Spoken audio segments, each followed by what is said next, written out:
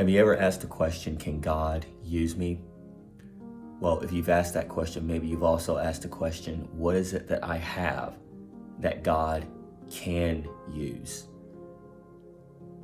Well, if you're still looking for the answer to those two questions, I want to encourage you by having you and us look at the life of Moses. Because Moses was just like you and me. He asked those same questions as well. You see, early on in Exodus, we see that God has heard the cry of Israel. He has come to Moses and he has asked Moses to return to Egypt and lead his people out.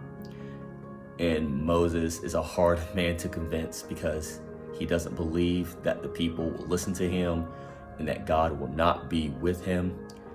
And so in Exodus chapter 4, as this conversation is still going on, God asked Moses a question. And anytime we look in scripture and we see that God asks a question, we should pay very close attention. In Exodus chapter 4 and verse 2, we see the question asked, what is that in your hand? This is the question that the Lord asked to Moses, and Moses answered him truthfully. He said it's a rod, a staff, a shepherd's crook, something that is completely ordinary and common.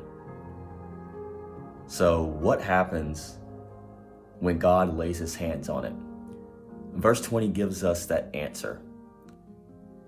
It says, Moses took his wife and his sons and set them upon an ass and returned to the land of Egypt. And Moses took the rod of God in his hand. Moses is finally convinced that God is going to be with him. And Moses takes his wife, his family with him back to Egypt, and also the rod of God. It was this same rod that Moses would use for 40 years to lead sheep. And now it would be used by God to help Moses lead his people, God's people, out of Egypt, out of slavery and out of bondage. And so you may ask the question, you may say that, well, what I have is ordinary. And God needs something excellent, something extravagant, something extraordinary. When we have that mindset, we become totally dependent upon ourselves and what we can do, and totally and completely independent of God and his power and his presence. Now let me challenge you with this question. What is it today that you have in your hand that God is asking you to give to him and put his hands on? It may be something that may seem ordinary to you. It may be your job, it may be an instrument, it may be your position, your family, your ministry. Because what may seem ordinary to you can become extraordinary when handed over to him. And so we ask these two questions. Can God use me?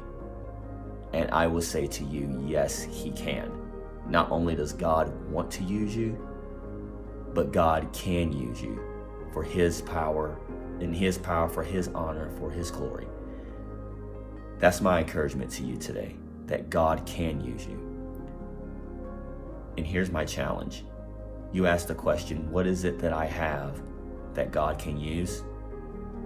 Well, I'll challenge you with this. Because God owns everything, give to God what is ultimately his, and watch what he can and will do with it.